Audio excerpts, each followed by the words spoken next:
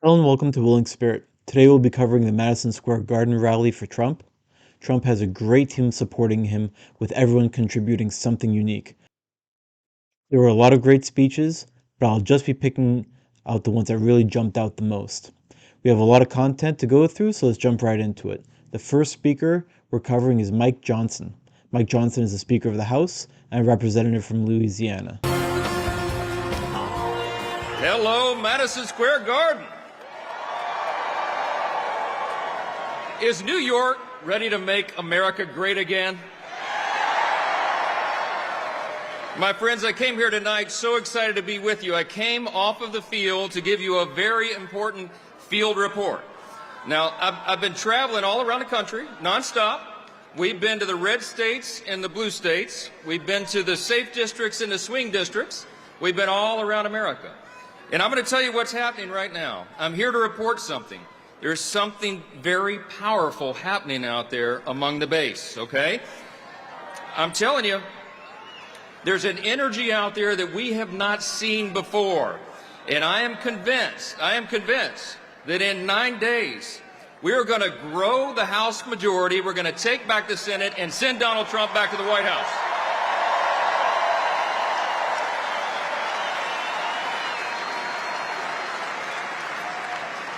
Let me tell you why that is. Because everywhere around the country, no matter where you live, everybody is fed up and they are fired up. They're fed up. It doesn't matter what demographic they're in. It doesn't matter what walk of life. They know that we cannot afford 4 more years of Kamala Harris in the White House. And we can't possibly afford turning the House or the Senate over to the Democrats. Let me ask you a question. Let me ask you what I ask these groups all around the country. Do you want 4 more years of open borders? I don't think you do. No. Do you want 4 more years of high cost and inflation? You want 4 more years of rising crime in every community? No. How about 4 more years of woke ideology in our schools and our military? You want 4 more years of wars and weakness on the world stage? Nobody does. American voters are sick of it, and they want to change. Now listen, for the last 2 years, we've had a bit of a dilemma, right?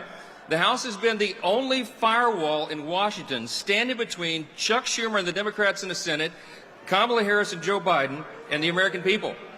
Now, we played defense. We blocked their woke America Last agenda, and we passed solutions to all the great challenges facing the country. But here's the problem. They got stopped in the Senate. We also had the smallest Republican majority in U.S. history. But you know what the good news is?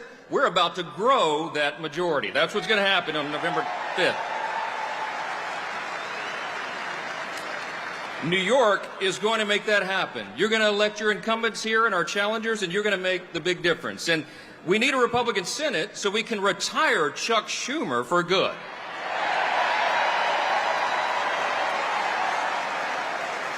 And America needs, and everybody knows, no matter where we are in the country, we know we have to get Donald J. Trump back to the White House so we can get this thing fixed. When we do that, we're going to secure the border once for all.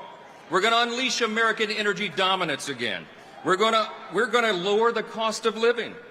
We're going to support our allies and stand up to our adversaries. We're going to defend our rights and our freedoms and the troops and the veterans who fought for them. And we will protect the values and the principles that made America the greatest nation in the history of the world.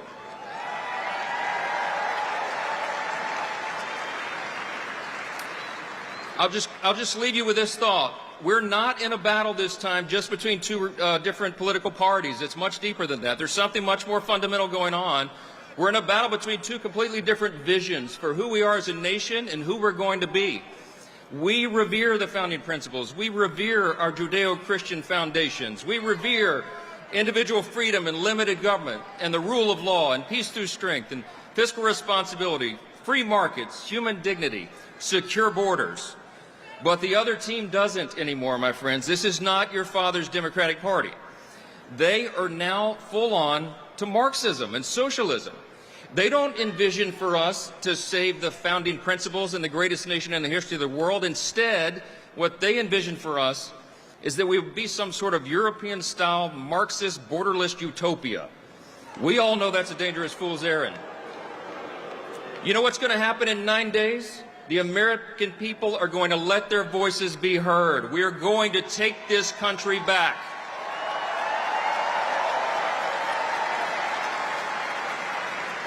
We're going to restore the foundations, and we are truly going to make America great again. Thank you so much. God bless you. God bless the United States of America.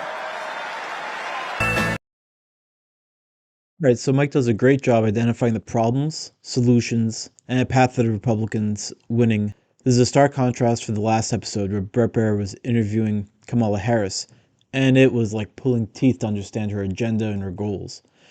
The problems he highlights are inflation, rising crime, woke ideology, endless wars, and weakness on the world stage. He emphasizes the importance of gaining the Senate to be able to pass laws. Right now, the laws of the Republican majority House rights gets denied at the Senate. If the Republicans gain the Senate, they can pass the laws for President Trump to sign the law. He then identifies and sets goals to secure the border, unleash energy dominance, reduce cost of living, support the allies and stand up to adversaries, defend rights and freedoms and the troops and the veterans that fought for them. This is all really great. The great thing about Mike Johnson is he doesn't just say pie in the sky ideas. He's actually Speaker of the House. He's in a position that he can organize people and drive goals to completion. He can get laws at least written, get them to Senate. The Senate needs to be cooperative with the goals that he sets with the Republican Party for it to go to the president, sign it into law. Right now, we have kind of a dysfunctional government. When Biden first took office, they had control of the House, the Senate, and the executive branch. They could have passed really whatever they wanted. Right now, we have a bit of a mixed government, which is good because only good ideas get through. The idea is if you have a mixed government, everybody has to agree that an idea is good for it to actually pass everything and get through. Right now, there's so much partisanship. Even if something is a good idea, it's not getting through. So the Republicans are trying to position themselves so they get the House, they get the Senate, and the presidency to drain the swamp and get a lot of things passed that they want, like what we mentioned earlier with unleashing energy dominance through drill baby drill and securing the border, etc. So this is how he's approaching this all get done. So hey, we're off to a great start. Mike Johnson spoke very well, and he kind of laid out a good pathway to how they, being the Republicans, would be getting this done. All right, the next one is going to be Vivek Ramaswamy. Vivek is a great speaker. He's very energetic. He's electric. He's really good at speaking. I'd say of all of the people in the last primary for the Republicans, he's a great speaker. He's young. He connects to people. He hosted a lot of town halls where he spoke to people on the other side of the aisle, and he was able to communicate well and argue the Republican stance. Really, if you have a good argument, you should be able to argue it with the other side. And his message was clearly the American dream is not dead. There's a lot we can do to make America better. And he was really inspirational to the next generation. He was inspirational to my generation. He was inspirational to Gen Z. And I mean, Vivek has a really bright future in politics. So right now, let's get into what his portion of. I'll tell you something. I don't follow the polls. I don't follow the pundits. But I follow the energy. And this does not feel like second place energy in here tonight. I had a friend of mine, smart guy, he's a billionaire, texted me this morning. And he said, why the hell are you guys wasting your time in New York City instead of going to a swing state? You want to know what I told him? I said, welcome to 2024. New York is a swing state.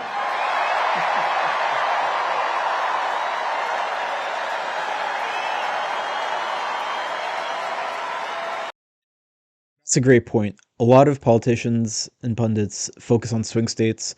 They accept that, oh, New York belongs to the Democrats, California belongs to the Democrats, Florida belongs to the Republicans. Really, every politician should be saying, I'm trying to be the president of the United States. I want to present myself to the whole country. I want to present my argument to the whole country. I shouldn't be completely ignoring these states. If my ideas are good enough for the country, they should be good enough for every state. So I do commend Trump for going to every state. He went to California, he went to New York, he went to all the states typically Republicans don't go to. He is trying to make New York red. If it's, I mean, it's a challenge. If he's wasting his time, he may be wasting his time. But if he flips it red, then it would be a huge achievement. I got a message for Kamala Harris tonight. We're feeling the joy in New York City tonight, aren't we? Also, Vivek is really good at trolling, which is a skill set Trump is also really good at. And the only celebration bigger than this one right now is going to be on the evening of November 5th when we send Donald J. Trump back to the White House as your 47th president and commander-in-chief. And I'm looking around here. There's only one man who is going to be more happy than everybody else in this room when that happens, and that is going to be a man by the name of Joe Biden, actually. He is so pissed off about what they did to him. I imagine Joe Biden is really aching to retire right now. I think he's kind of sick of all this. And you know, he's thinking it, but I'm going to say it. Identity politics never works in America. When you select somebody on the basis of their race and their gender, it always ends up being a disaster. And I'm actually talking about Tim Walz this time, by the way. It goes both ways. So listen up, guys. Last year, I became the youngest person ever to run for U.S. president as a Republican. And thank you. I appreciate that. And I'll tell you something about my generation. We are lost. We are hungry to be part of something bigger than ourselves. Yet we can't even answer what it means to be an American today. We're in the middle of a national identity crisis. Faith in God, patriotism, hard work, family. These things have disappeared only to be replaced by wokeism and transgenderism, climatism, COVIDism, depression, anxiety, fentanyl, suicide. These are symptoms of a deeper void of purpose and meaning in our country. And right now, we need to step up and fill that void with our own vision. Answer, what does it mean to be an American in the year 2024? It means we believe in the ideals of 1776. It means we believe in merit, that the best person gets the job regardless of their skin color, that you get ahead in this country, not on the color of your skin, but on the content of your character and your contributions. That's why we're done with the woke DEI agenda, bringing in meritocracy to America. It means we believe in the rule of law, and I say this as the kid of legal immigrants to this country. That means your first act of entering this country cannot break the law. And that is why if we've had the largest influx of illegals into this country in American history, we will have the largest mass deportation in American history. That is not racist or xenophobic. That is what it means to stand for the rule of law in the United States of America. It means we believe in self-governance, that the people we elect to run the government, for God's sake, ought to be the ones who actually run the government, not unelected bureaucrats in the deep state that are running the show today. So you want another mass deportation? Let's get 3 million federal bureaucrats out of the D.C. bureaucracy. That's the mass deportation that saves the country. So right now, a lot of what he's saying is really just enforcing the laws. Right now, a lot of the mainstream media has spewed so much propaganda, it's hard to even understand or even go back to what the laws are, what they should be. I mean, the basics is somebody comes in illegally, they should be deported. This is not a new idea. This is not something extreme or fringe. This is normal standard operating procedure for the law. It's actually extreme and out of the ordinary that we have a president that is inviting illegals into the country, into swing states to start voting because they recognize that they're running the country so poorly, they need to import voters. So it's refreshing to have somebody who can say proudly, say it bravely, just speak the truth, that's saying, yeah, you entered illegally. We recognize it's illegal. You have to leave the country because that's the law. And then if you want to enter the country legally, you can apply legally, and then we will welcome you into the country. But there's no such thing that you can come in illegally and then try to get amnesty.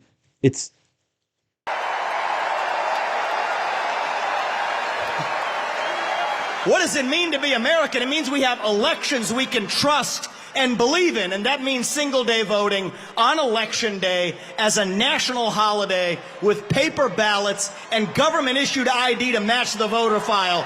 That's how we save the country after we win it this time by voting early. These are not black ideas or white ideas. They are American ideals that set this country into motion. We're in a war to revive them, and right now we need the commander-in-chief who will lead us to victory. That is your next president, Donald J. Trump.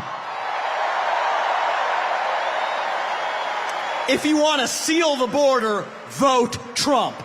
If you want to restore law and order in this country, vote Trump. If you want to grow the economy in this country, vote Trump. If you want to revive national pride in this country, vote Trump. If you want to stay out of World War III in this country, vote Trump. If you want to make America great again, vote Trump. I'm going to give you one more reason to vote Trump, and it's this. It's the one the media in the back, they won't talk about this. But they know it to be true. Donald Trump is actually the president who will unite this country, actually. And we don't talk about that enough. America First includes all Americans, regardless of their race, their gender, or their sexual orientation. Our message to black Americans tonight is this. We want you, what we want for every American. Safe neighborhoods, good jobs, clean streets. A country where you are judged based on the content of your character, not the color of your skin or your political beliefs. That's the America we know. Our message to gay Americans tonight is this. You're free to marry who you want, if you want, without the government standing in your way. But that doesn't mean that boys get to compete with girls in girls' sports, or you do genital mutilation and chemical castration on our children. Our message to every legal immigrant in this country is this. You're like my parents. But our message to every illegal immigrant, if you came legally, you get the same American dream that everybody else does. Work hard, get ahead, make contributions to this country, love the nation, and that's our message to legal immigrants. But our message to every illegal immigrant is also this. We will return you to your country of origin. Not because you're all bad people, but because you broke the law. And the United States of America is founded on the rule of law. Our message to my generation, the millennials, is this. You were sold a false bill of goods. You were told you'd become a gender studies major in California. Somehow that gets you a head start on the American dream when it hasn't worked out that way. Dead on your shoulders. The Iraq and Afghanistan wars. Yes, it's true you were lied to. But we can't just be cynical about our country because this is still the last best hope that we have in the free world. And our message to Gen Z is this. You're going to be the generation that saves the country. You want to be a rebel? 18 years old, stand up on your college campus and call yourself a conservative. Be proud of it. Say you want to get married, have kids, raise a family, and have a good job. That's how we win in America.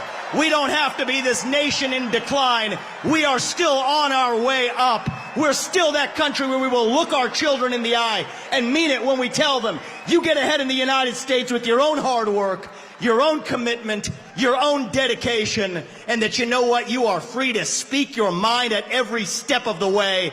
That is the American dream. That is what we are running to. And that is what we get when we send Donald Trump back to the White House this November. Thank you.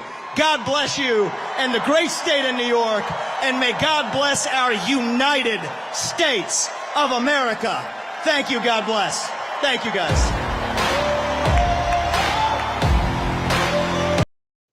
So Vivek did a great job. Vivek is definitely the best orator probably of the night. He's probably the best orator in the Republican Party right now. Vivek touches on many subjects. He talks about his generation lacking purpose. He's talking about people are lost, looking for something bigger than themselves. The youth cling to meaningless causes like woke culture, transgenderism, he calls it climatism, COVIDism, resulting in anxiety, depression, opioid abuse. There's a deeper void in the soul of America, and America needs to step up and fill the void with a vision of the founding fathers, where people can come and become great based on their hard work, achievements, on their merit. It's important for people to be judged by the content of their character, not the color of their skin. We used to know this. It seems that we've forgotten it in the very recent history, but it's good that somebody like Vivek is bringing our attention back to it, saying, all right, all this DEI nonsense is in fact nonsense. You're not going to get bonus points in real life for the color of your skin. Actually, you shouldn't get bonus points for the color of your skin. So it's really better off when you work hard and you achieve greatness, when you're handed something like the vice presidency because of the color of your skin. It never works out well. Whether it's Kamala Harris or Tim Walz, they were picked on seemingly weird qualifications, and they're terrible candidates. You can kind of see it the way they go through interviews, the way they talk through people. It's everything about them seems really phony and scripted. And if they had more content to their character, they would just be better candidates overall, and it wouldn't be so hard to vote for them. Today I spoke to somebody who said that they voted early for Kamala Harris, and I just asked them, without trying not to show which way I lean, I asked them, "Oh, you're excited about Kamala?" And she was like, "No, I just don't like Trump." Okay, that's fine. But wouldn't you like to be excited about the person you just voted for? So Vivek calls for the deportation of 3 million bureaucrats out of DC to get them out of the lives of the American people.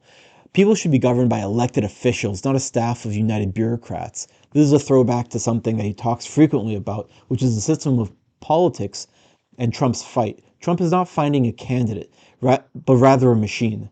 Whether it's Joe Biden or Kamala Harris, Trump is running a campaign against a machine of unelected bureaucrats, the media, and several three-letter agencies that are all working simultaneously against him. The system will slander, impeach, wage lawfare, try to throw him off ballots, shoot him, and then try to rig elections. These are the tools the system has already used against him.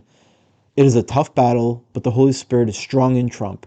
God has been looking after him for a very long time. He identifies the reasons to vote for Trump. He says we need to seal the border, restore law and order, build the economy, revive national pride, stay out of wars, make America great again, and uniting the country. Vivek emphasizes how great of a nation America really is. America is diverse and has sets of communities with diverse skill sets. And we need a president who doesn't write off half the country as garbage or deplorable. We need a president that can pull everybody together and use everybody's skill sets to better the nation. So the next speaker is Tulsi Gabbard.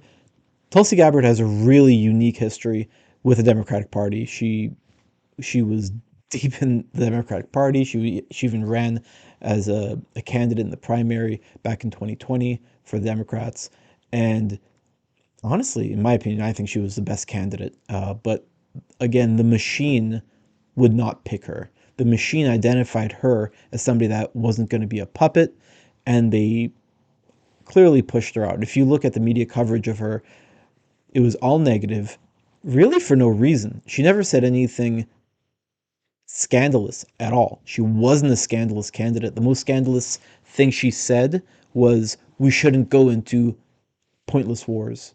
We shouldn't start and continue endless wars. She was really the only anti-pointless war candidate that the Democrats had on the stage, and that's why the machine refused her. So, all right,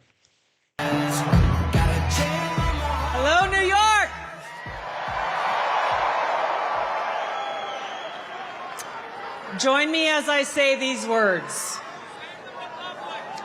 We hold these truths to be self-evident, that all men are created equal, and that we are endowed by our Creator with certain unalienable rights, and that among these are life, liberty, and the pursuit of happiness. Amen. As we gather here today on this historic occasion, we stand together as proud Americans in understanding that these very rights are under attack. So we face this historic crossroads where our freedom and our future is in our hands. There's never been a more clear choice in any election in my life, and our ability to live in a truly peaceful and free and prosperous country is on the line.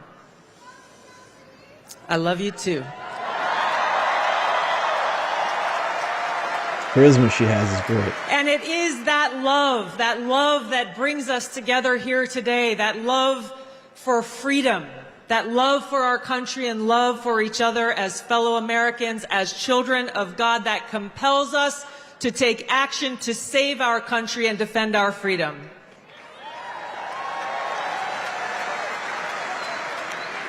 Now, this choice that we have before us is very personal to me.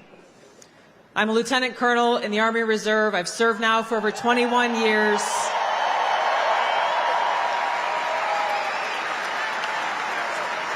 I've deployed to different war zones 3 times over that period, and I've seen the cost of war. For my brothers and sisters who paid the ultimate price, I carry their memories and their sacrifice in my heart every day.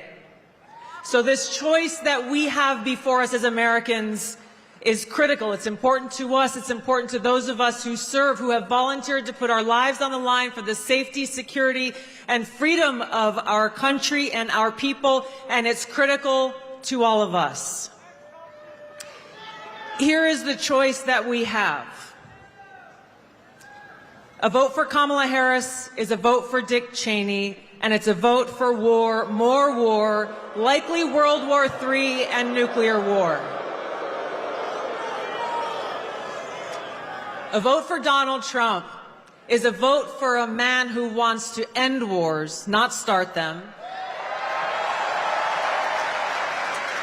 and who has demonstrated already that he has the courage and strength to stand up and fight for peace. A vote for Kamala Harris is a vote for open borders, where known violent criminals and Islamist terrorists are streaming across our borders, placing us at risk. A vote for Donald Trump is a vote for secure borders and safe communities, and a confidence that he will seek out those who seek to do us harm and get them out. A vote for Kamala Harris is a vote for economic hardship, high cost of living, poverty, and homelessness. And a vote for Donald Trump is a vote for economic prosperity and opportunity for every single one of us as Americans. A vote for Kamala Harris is a vote for censorship and a complete erosion of our fundamental and constitutional rights and freedoms. A vote for Donald Trump is a vote for someone who will defend freedom and every one of our God-given rights that are enshrined in the Constitution and Bill of Rights.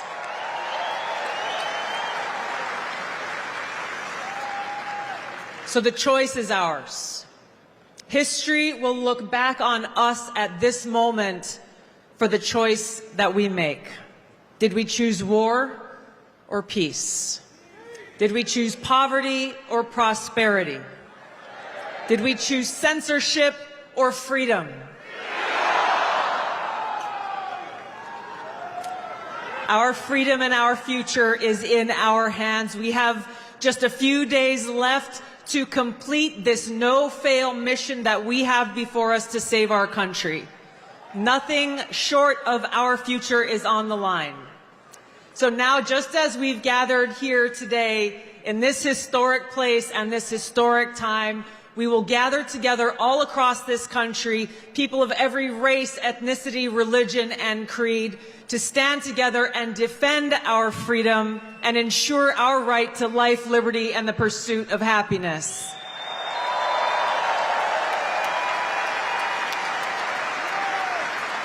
Now is the time for us to send Donald Trump back to the White House to be the 47th President of the United States, where we can stand together and make America great again. Thank you so much. Let's get it done. Aloha.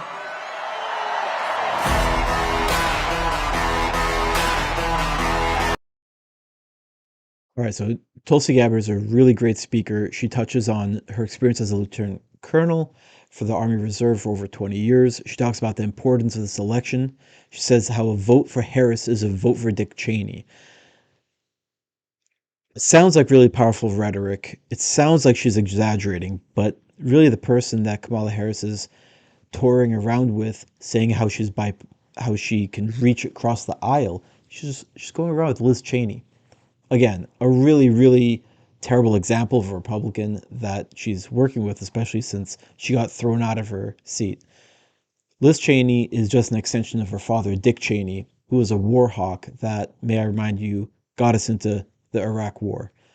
This is a group of people, they love endless wars, they love making money off sending young men to die in other countries. This is not a person that you should be proud of allying yourself with. So Kamala Harris is probably executing a fatal error for her campaign, allying herself with Dick Cheney, especially with all the people that remember what Dick Cheney did. Maybe she might pick up some points with young people that don't know about the Cheneys, but the more we can get the word out and remind people the history of Dick Cheney and George W. Bush, because remember, George W. Bush was seen as a borderline war criminal, and the mastermind of the Iraq War was Dick Cheney. So again, saying how much Kamala Harris loves Liz Cheney really shouldn't be helping her in any polls, in any elections. So a vote for Harris really is a vote for endless wars, World War III. A vote for Trump is for someone who wants to end the endless wars and stay out of future wars. He'll bring back economic prosperity and safe neighborhoods. He'll bring safety and security back to the foreign, international stage as well as domestically. Tulsi Gabbard really just nails this home. She does a great job speaking about it. She's very charismatic. She did awesome. She's definitely a great surrogate for Trump. The next person that gets on the stage is Robert F. Kennedy Jr. He needs no introduction. He's very well known in the Democratic Party. He's well known in the Republican Party. He's well known as independent. Let's get into his speech.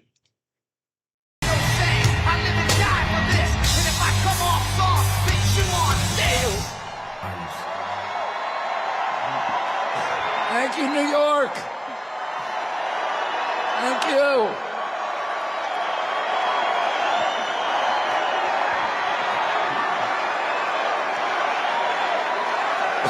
Thank you.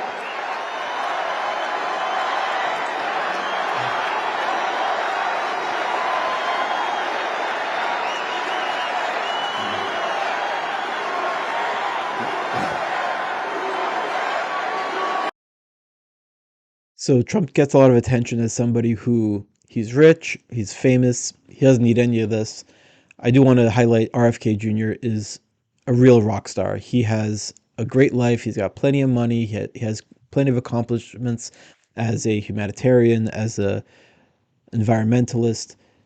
He's only putting himself out there for the good of the country. He wants the country to be in a better place, whether it's health, whether it's environmentalism, whatever it may be. He's just a rock star. Love this guy.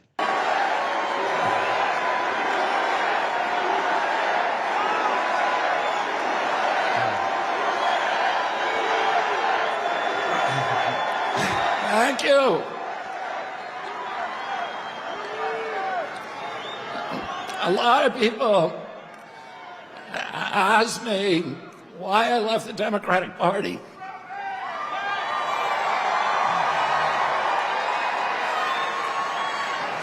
And I say, I don't leave the Democratic Party. The Democratic Party left me.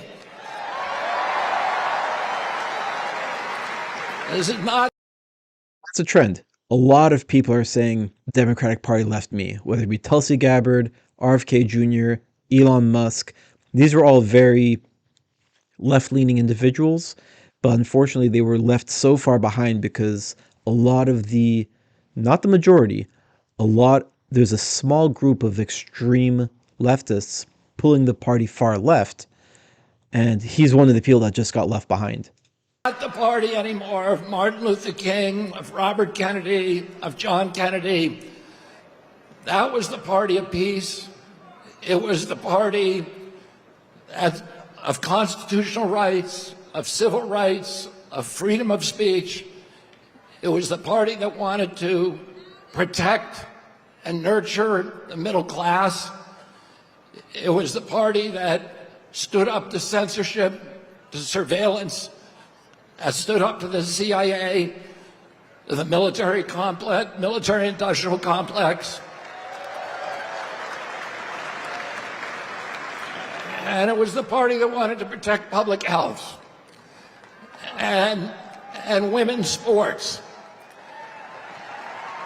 My uncle, Ted Kennedy, wrote Title IX, which protected women's sports in college.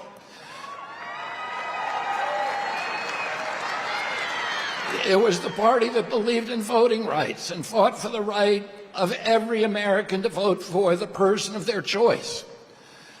Today's Democratic Party is the party of war. It's the party of the CIA. You had Kamala Harris giving a speech at the Democratic Convention that was written by neocons. It was belligerent, pugnacious. It talked about the domination of the world by the United States through our weapons of war. It's the party today that wants to divide Americans.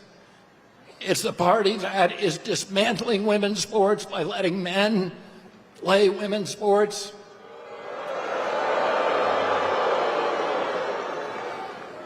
It's the party of Wall Street. It's the party of Bill Gates, who just gave $50 million to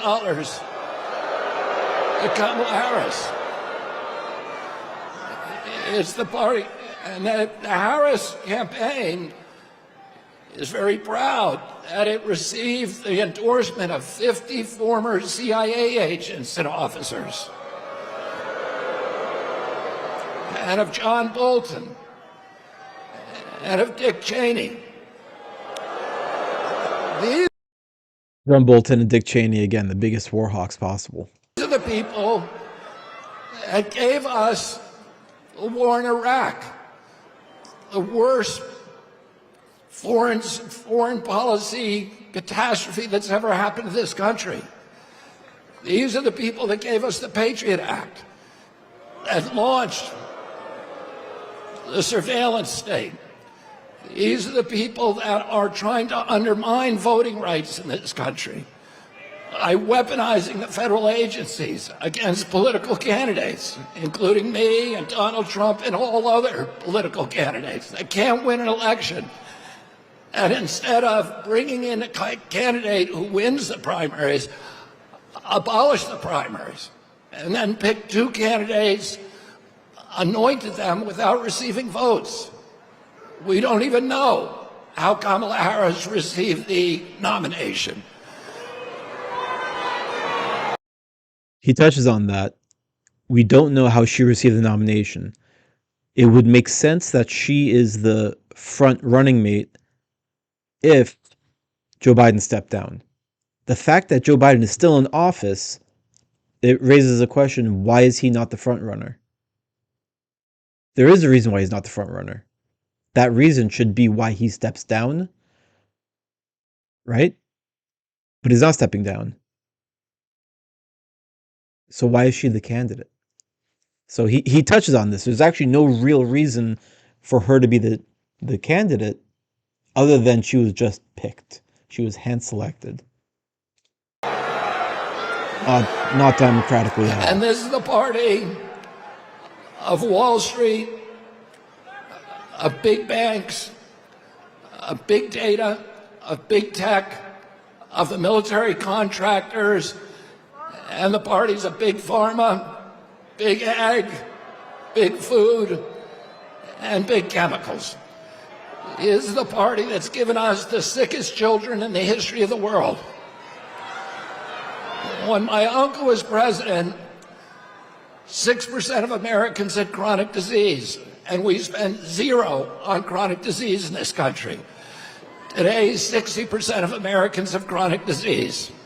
This is existential for our country. We're spending $4.3 trillion a year, 5 times our military budget. 77% of American boys cannot qualify for military service because of chronic disease diagnoses. This is existential for our country. President Trump called me 3 hours after his shooting. And he said, would I come and sit down with them? And he said to me during that meeting, he said, there are some things that we can agree on and some we disagree on, but the landscapes on which we agree are so much larger. He said, I want to end the wars.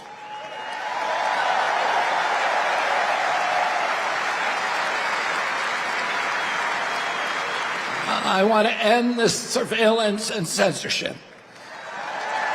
I want to protect the Constitution. I want to protect freedom of speech. I want to end the surveillance. I want to end the weaponization of government against American politicians. And I want to end the chronic disease epidemic. Now, don't you think that we deserve a president in this country who's going to restore the moral authority of the United States of America? Don't you think that we deserve a president who's going to end the warfare state and rebuild the middle class? Don't you want a president who's going to put America first?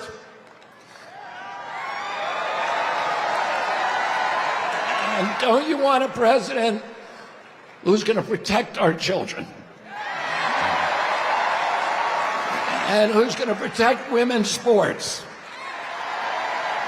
And who's going to stop dividing this country along racial lines? And don't you want a president who's going to end the corruption at the federal agencies, at FDA, at NIH, at CDC, and at the CIA? Reach. And don't you want a president who's going to make America healthy again?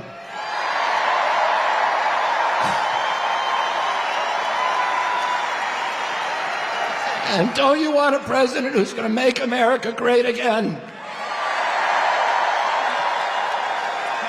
And we need to go to the polls on November 5th and vote for Donald Trump. God bless you and God bless America. Yeah, RFK Jr. is a really great speaker. He clearly lays out Democrats are not the party of peace anymore. They were the party of constitutional rights, freedom of speech, civil rights. They stood up for the middle class. They stood up against censorship, the CIA, the military-industrial complex. They stood up for people's health. Harris received the endorsement of the CIA, Bill Gates, and Dick Cheney. These all gave us the war in Iraq, the Patriot Act that launched the surveillance state. They all support weaponizing the government against political candidates and American citizens. They were the party of Wall Street, big banks, military contractors, big pharma, and big food. Trump wants to end the wars. He wants to end the surveillance state. He wants to end the censorship. And he wants to protect the Constitution, protect freedom of speech, end the weaponization of government against American politicians and citizens, and end chronic disease epidemic. All these things should be bipartisan. These should not be, oh, the conservatives are these crazy conspiracy theorists that believe food shouldn't be poison. Oh, It's like, what are you talking about? This should be common sense. Today I was talking to somebody, the same person actually from before. I was talking about how unhealthy snacks are. It was like, oh, well, yeah, you got to read the labels. There's tons of bad chemicals in food. I'm like, are you listening to yourself? There shouldn't be any bad chemicals in food. There shouldn't be any hazardous or poisonous chemicals in food. It's food. You go to any country in the world, typically lower tech companies, and they grow the stuff out of the ground, you eat it, and it's healthy and it's natural. There's no labels to read, there's no chemicals to watch out for. This should be a standard base idea that there's no hazardous chemicals in food. It's absurd that the consumer has to be so educated on the topic that if they don't pay attention, they're going to ingest poison by accident when they're buying food from the grocery store. All food in the grocery store should be non-toxic. It makes perfect sense. It wasn't an issue before RFK Jr. made it an issue. I'm really glad he's making it an issue. A lot of people don't like RFK Jr. because of his stance on vaccines. That's fine. Put that aside. He's not talking about vaccines, and he hasn't said that he's going to be going into the Trump administration doing anything about vaccines except for he's anti-big pharma, which it is good to have a mindset to be suspicious of people that make a lot of money when they say they're helping people when there's laws passed that prevent them from being liable for the vaccines. So, but not touching the vaccine conversation, if RFK Jr. is in Trump's cabinet and he does great things with health, taking the harmful chemicals out of food, if they just do this in this upcoming presidential term, that'll be a huge achievement for RFK Jr. and really for the whole country. I would love if they solve this problem and it's not even something they run on next election cycle. That would be fantastic. All right, our next speaker is Tucker Carlson.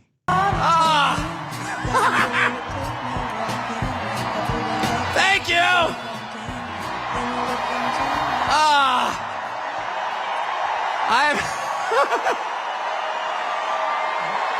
I saw the Grateful Dead in this arena in 1987. I was seated right there. How weird. It's such an honor to be here, and it's wild. Just another day following Bobby Kennedy Jr. at a Donald Trump rally in Madison Square Garden. I mean, what?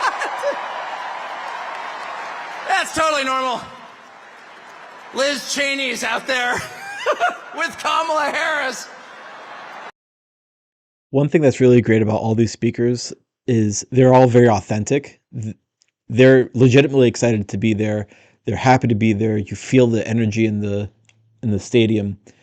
It's not like other politicians where they show up, they read a script, they say exactly what they have to say, they get off. These guys are all getting up, they're acknowledging the history in the making. A Republican having a rally at Madison Square Garden with 90,000 people in attendance. It's massive. It's such a big deal, and everybody kind of recognizes it because they're authentic. They're all excited to be there, and they're expressing authentic, genuine jubilance. And there's Bobby Kennedy calling to protect women's sports at a Trump rally. It's a realignment. It's unbelievable, and the fact that it's here is even sweeter. Imagine if you're, and just pause for one moment, imagine you're Donald Trump, you're from New York City, you become famous in New York City, you make your fortune in New York City, and all of a sudden the leadership of New York City decides they're going to destroy you because they don't like your politics. And so yeah, boo. Imagine if that were you, though. And they try and take everything that you have, they try and put you in prison, they try and put your children in prison. If that happened to you, how often do you think you'd be going back to New York City? How about never? And yet he's here. It's like getting thrown out of a bar. And you think to yourself, well, you know, all my friends are in the bar. And you approach the door and there's the bouncer like, you're not allowed in here. But from behind the bouncer, you hear the cheers of your friend, come on in! And the bouncer hangs his head in shame. Ugh. He's embarrassed that he's working for the man trying to keep the most popular person out of the bar. And that's Donald Trump back in the city that produced him with no embarrassment at all, in a room full of his friends. The stones that takes, the bravery that takes, is incredible.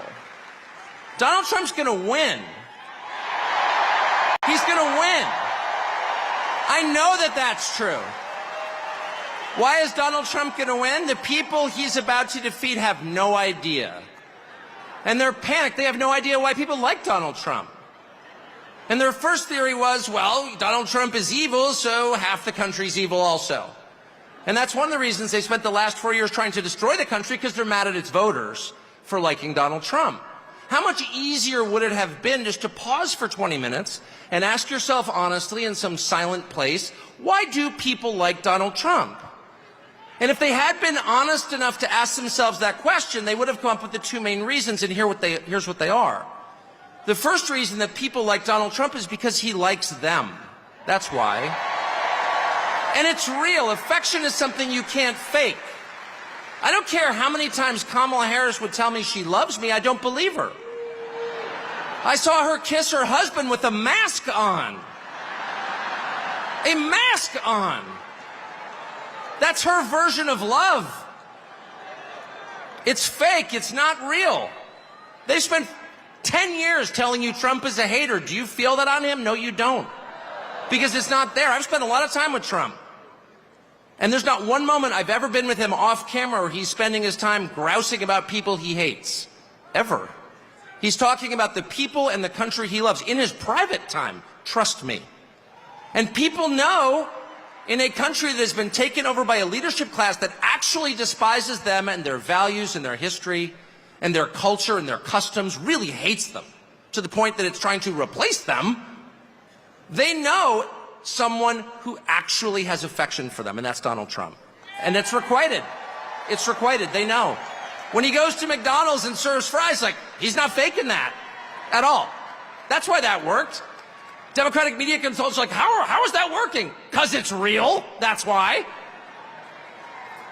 And the second reason that people love Trump, and I put myself in this category, it's why I'm here today, is because he's liberated us in the deepest and truest sense.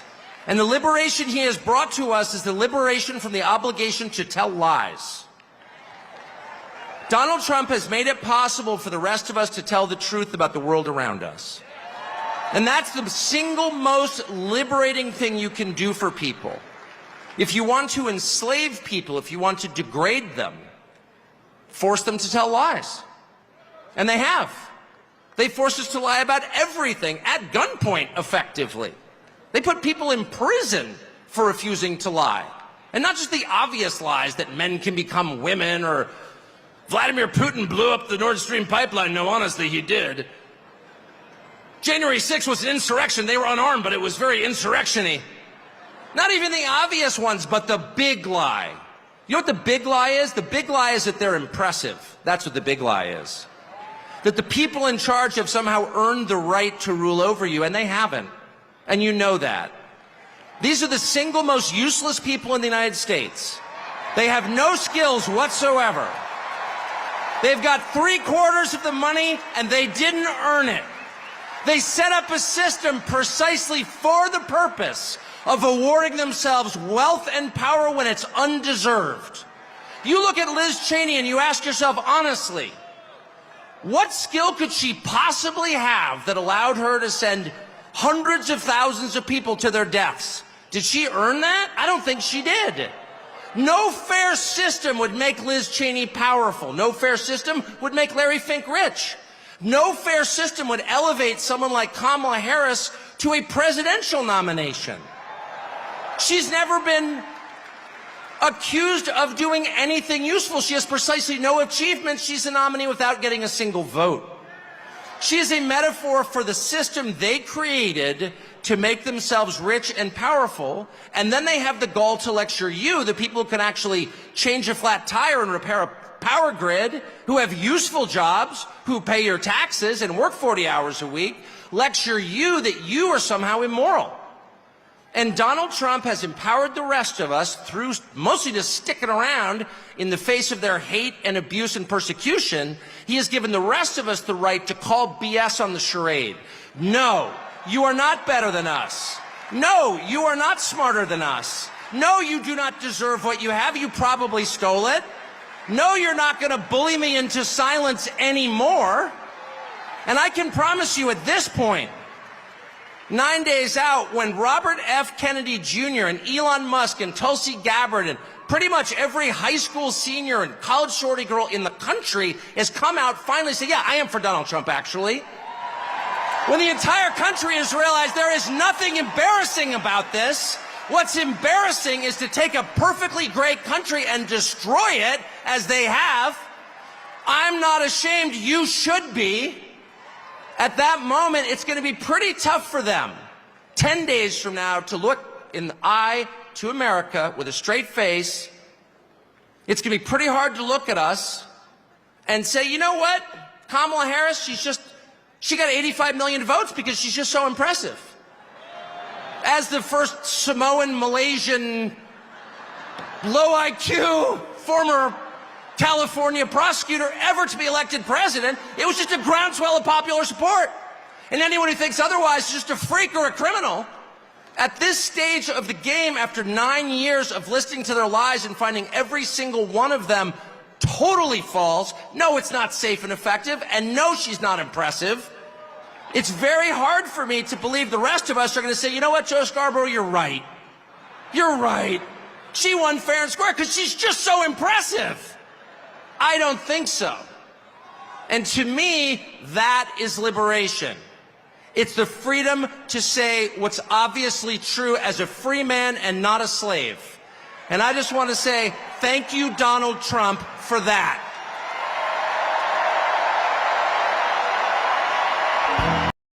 So it's pretty obvious why Tucker Carlson had the most popular show on TV on Fox. He's a great speaker. He tells the truth, and he does it unapologetically. Tucker Carlson talks about how Trump has liberated the American people. He lets people tell the truth. If you want people to be slaves, force them to tell lies. In 1984, the way the Big Brother got people to break was they forced people to say black is white. They forced people to say things that were obvious falsehoods. If you give in and you're willing to say falsehoods, then you're probably controllable. He mentions the obvious lies that men can be women and the US didn't blow up the Nord Stream pipeline and January 6th was an insurrection. He nailed the big lie, and it's that they're impressive. The establishment is mostly made up of fake intellectuals that are empty suits pretending to be impressive people. They are low IQ people just like Joe Biden and Kamala Harris who pretend to be impressive to enforce their will. In reality, they are weak, unimpressive people pushing tyrannical tactics on people through censorship and lawfare. The reason why Kamala Harris has such a hard time speaking in interviews, it's not because she believes nothing. It's that what she believes is so grossly unpopular. She can't actually say what she believes. She has a set of beliefs. Her handlers tell her those are bad ideas. Don't say them out loud. So she doesn't say them out loud.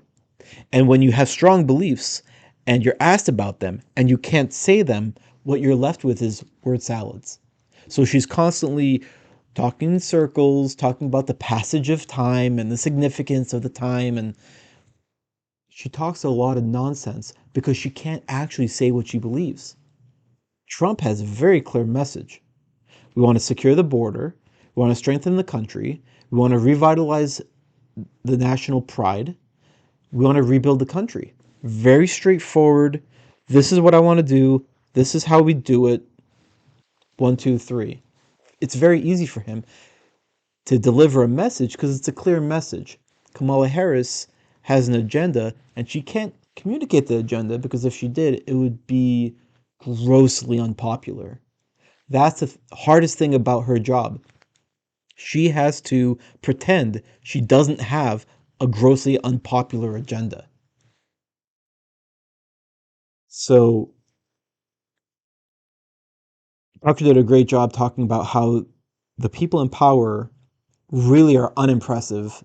They're empty suits that just say whatever the machine tells them to say. And I'd love to hear somebody argue against that. I mean, it's so clear. And if you step back and say, okay, I'm not a Trump person, I'm not a Kamala person, look at Kamala Harris with sober eyes and say, is she impressive? Has she done anything to earn my respect? Other than all this fake joy and nonsense, is there anything about her that draws me to voting for her? I mean, I would like to hear an answer other than, well, she's not Trump. Because honestly, most of the things that I've heard about Trump that are terrible are usually made up, fabrications by the media. So, okay. The next one is JD Vance. Well,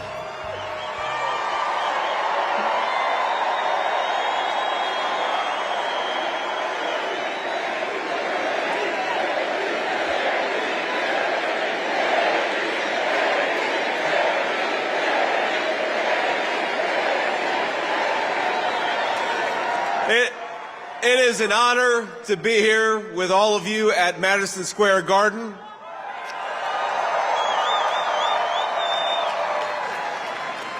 Now think about this. For more than a century, America's most celebrated heroes and legends have made history inside this iconic arena. This, where we stand, is where the greatest of all time, Muhammad Ali, faced Joe Frazier in the fight of the century. It's where the King, Elvis Presley, played for 80,000 screaming fans. It's where the immortal Hulk Hogan pinned the Iron Sheik and let Hulkamania run wild. And now, on the eve of the most important election in our history, the greatest champion of them all, Donald J. Trump, has come to Madison Square Garden.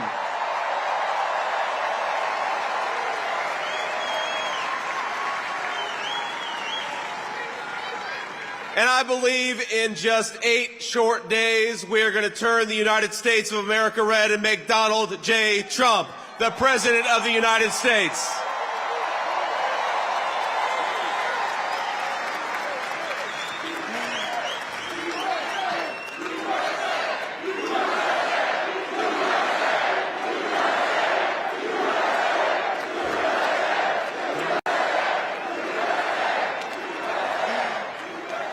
Now, my friends, I've got the easiest job in American politics.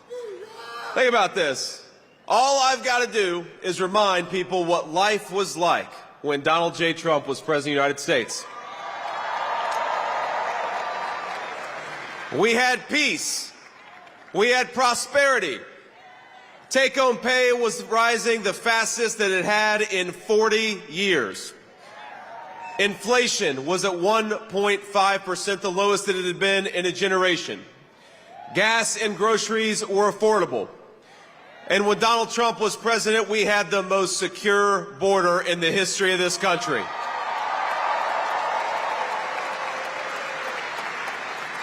That's the Donald Trump record, and that's a record that's going to win in just 9 short days.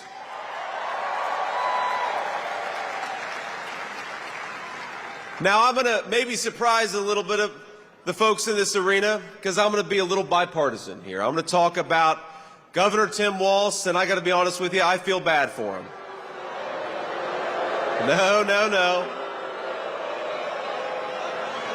We ought to spare a prayer for Governor Tim Walz because he's got the hardest job in American politics.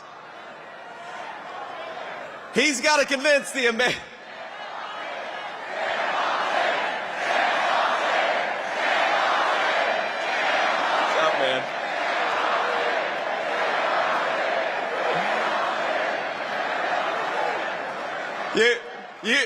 You all can say that. I probably shouldn't say that. Yeah, he should have stopped the channel a little bit earlier. I mean, that's not graceful. But think about our friend Tim Walz has got to convince the American people that Kamala Harris is going to somehow fix the very problems she's been creating over the last 3.5 years. He's got to pretend that Kamala Harris didn't open up the southern border and let millions of illegal aliens in, even though we know she did. He's got to pretend that Kamala Harris didn't cast the deciding vote on trillions of dollars of new spending, which created the worst affordability crisis in 40 years in this country. And he's got to pretend that Kamala Harris actually has ideas in her head for how to govern the United States of America. Now, if you are the praying type, and I imagine a lot of us are, please say a prayer for Tim Walz because they're asking him to do the impossible. Kamala Harris acts like she's the candidate of change when she's been in office for 4 years. She says she can fix everything, but Kamala, day one was 1,400 days ago. What the hell have you been doing that whole time?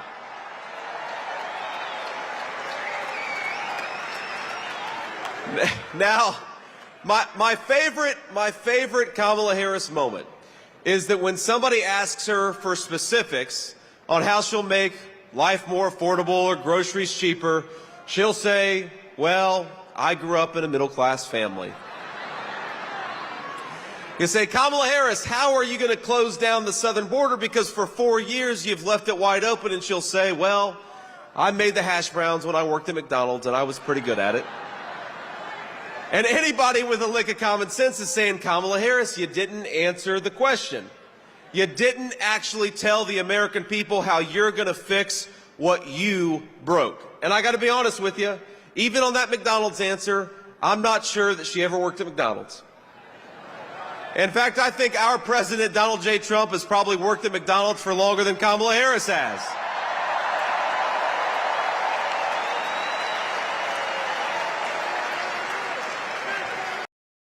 I'm actually not a huge fan of. He's bringing up things that are not policy. There's a lot of distractions here. The tampon Tim, the McDonald's. Kamala Harris, as a candidate, is already a weak candidate. He should be just talking about her policies and how they're not working.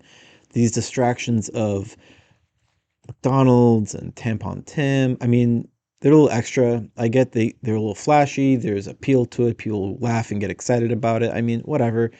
I think he could have done better just to cut the chant short and not even mention the McDonald's. I mean, you're in Madison Square Garden. It's a huge, obviously you're on a huge platform. Talk about the things that, but I think it's a rally, so maybe he wants to work up the crowd. I mean, I don't know.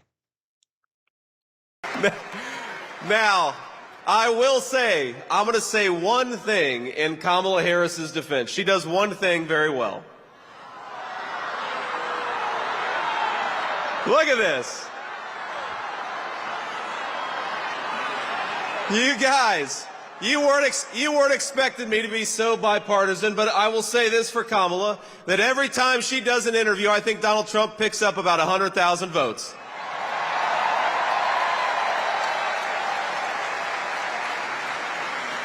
Now, we're, of course, in one of the proud baseball cities in the United States of America. So the problem with a softball interview is that you've got to be able to hit a softball still. And that's the problem with Kamala Harris, is I don't think that she could hit a T-ball based on what we've seen over the last couple of weeks. When she was asked what she would do differently compared to Joe Biden, she said, nothing comes to mind. She's running on how she's going to be different, but she couldn't name a single thing that she would do differently than Joe Biden. Now, I will say that could be the Kamala Harris official campaign slogan. Kamala Harris, nothing comes to mind. All right, yeah, that one's pretty good.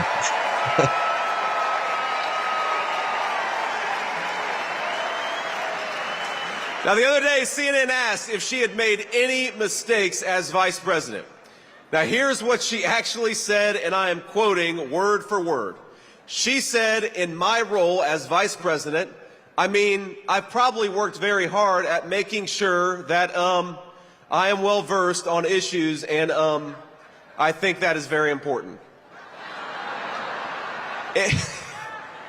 It's a mistake not to be well versed on an issue and feel compelled to answer a question. Now, I have no idea what any of that means, and frankly, neither do any of you. None of us know what the hell she says. Now, she may not be able to name any of her mistakes, but the American people sure can. And 9 days from now, we're going to tell Kamala Harris, you're fired, go back to San Francisco where you belong, get the hell out of the White House.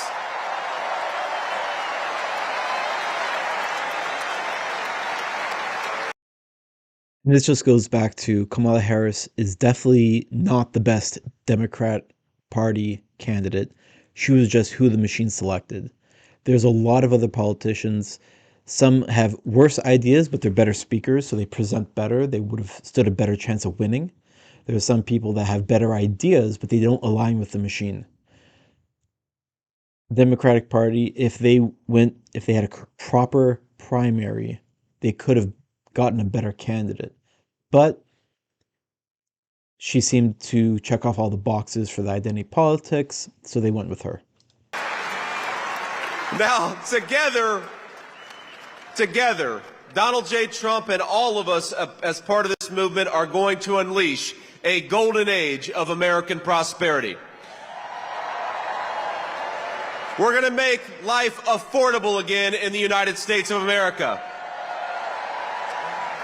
We're going to put the American dream of homeownership within reach for millions of American young people. We're going to secure our border, and we're going to keep our families safe. We're going to protect your right to free speech and religious liberty. And we're going to do it all thanks to the leadership of one man. Now, we have to remember, that one man, Donald J. Trump, 8 years ago, go back 8 years, he had everything. He had fame, he had fortune, he had family, he had friends. But he gave up the easy life to save the United States of America.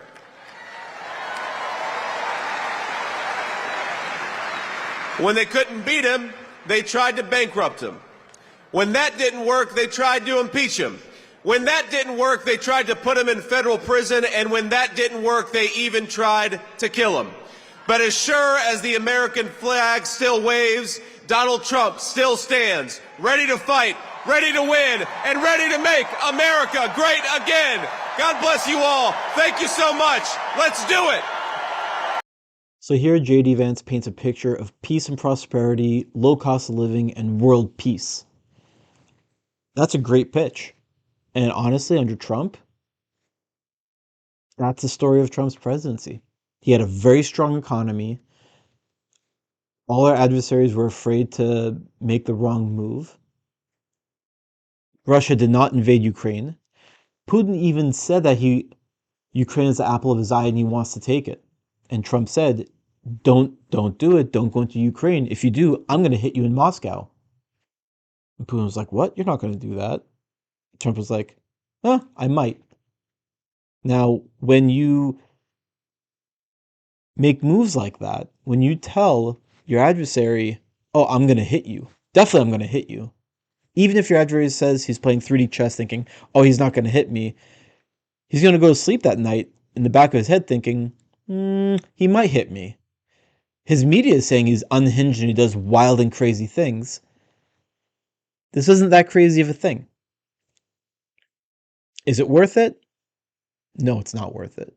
So what does Putin do when Trump was president? Nothing. That's the type of commander-in-chief you really want. You want the commander-in-chief that makes your adversary afraid to attack you, to do anything out of line. Vance also mentions Harris's administration caused inflation, opened the border, created housing and affordability crises. It's all true. He gave a stark contrast between an economy where people can easily afford groceries and their mortgage with the interest rate what it was sub 3%. Now you have the Harris administration, where you have grocery bills have doubled. Things are way more money than they used to be. Interest rates are more than double.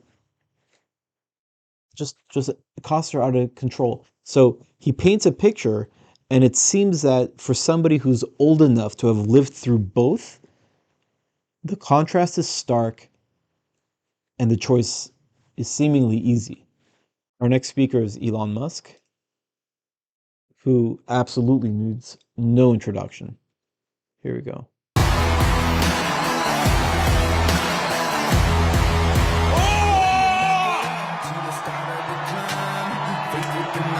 All right. As you can see,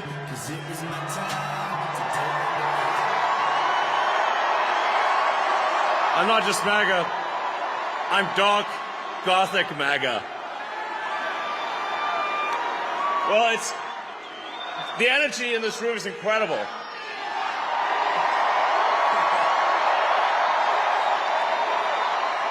What a great group of people. All right, I've only got one question for you, and then I'm getting out of here because this is your stage. But we set up Doge. Yes. How much do you think we can rip out of this wasted $6.5 trillion Harris-Biden budget? Well, I think we can do at least $2 trillion. Yeah! Yes. $2 trillion. I mean, at the end of the day, you're being taxed. You're being taxed. All government spending is taxation. So whether it's direct taxation or all government spending, it either becomes inflation or it's direct taxation. Your money is being wasted, and the Department of Government Efficiency is going to fix that. We're going to get the government off your back and out of your pocketbook.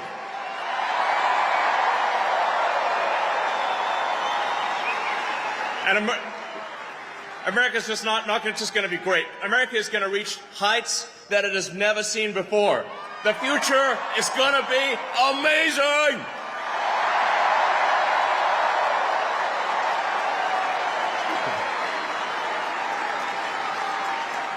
Now,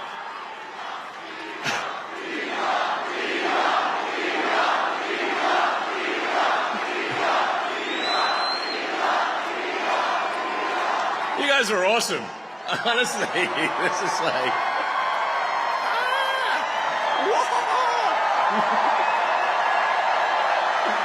Yeah. I mean, this is the kind of positive energy that America is all about.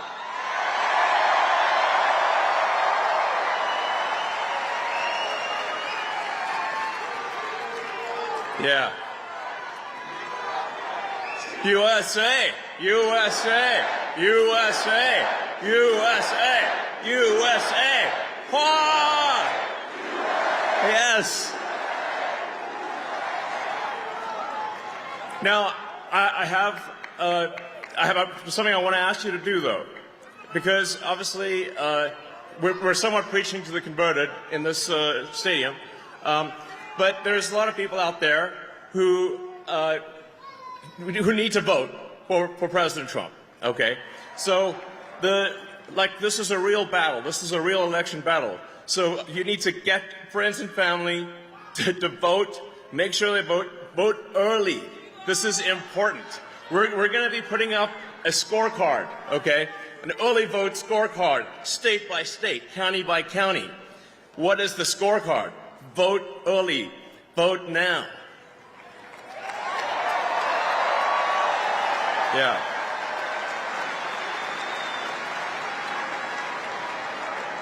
Make the margin of victory so big that you know what can happen.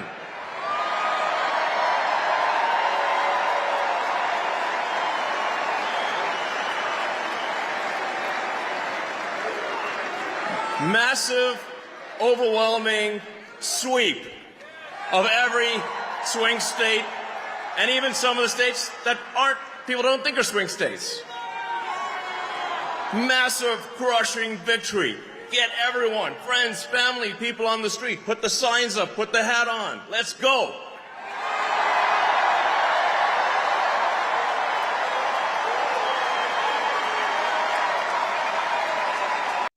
So Elon Musk is definitely my favorite speaker, not because he's the best orator, but because of his amazing accomplishments. I don't have enough time to go through all the achievements, all the companies he's built and everything he's done. But you can tell the crowd is just erupting. He's so well known. He's our modern day smartest man in the world, really, when it comes down to building organizations, building technology, being efficient. Elon Musk talks about the Department of Government Efficiency, in other words, Doge. He expects to cut the budget by $2 trillion. He says all government spending is taxation and inflation, and he will work to take the waste out of government. Now, it sounds, first of all, $2 trillion is a tremendous amount of money. It's hard to imagine that can happen. But then you look at what he did with Twitter. He bought it for $44 billion. He walked in and he eventually sacked 70% of the company. And now it's working better than it was before. He got rid of the censorship and he stopped the child trafficking that was going on through Twitter. People were, anyway, I'm not going to get into that. So whether you look at his efficiencies in the manufacturing company, he has Tesla. You look at his efficiencies that he's accomplished in SpaceX, firing off rockets for less than half the price of Boeing. And not only is he reducing the cost, he's also reusing the rockets, which drive the lower cost. He's able to catch the rockets, so that he doesn't have to rely on them landing back perfectly. They land in a certain area in a hitbox, and then the gantry grabs the rocket. It's fantastic. So, of all the people that make a audacious claim of, I'm going to go into the government, into all these different departments, and I'm going to make it more efficient, I'm going to trim the fat, Elon Musk is a great person to do it. In Trump's first term, he said he was going to do it. He said he was going to drain the swamp, but his lack of familiarity, his lack of intimacy with the machine made it very difficult. Once he got in, he had to rely on the people around him to his right and left to help navigate him, so he couldn't drain the swamp as much as he wanted. But with his new sense of familiarity with the system and Elon Musk, I mean, they stand a really good shot. I don't know of anybody else that would be able to do a better job, really. I hope you enjoyed the content and the context I provided. Don't forget to like, subscribe, and join me in the comments section. Until next time, have a good one.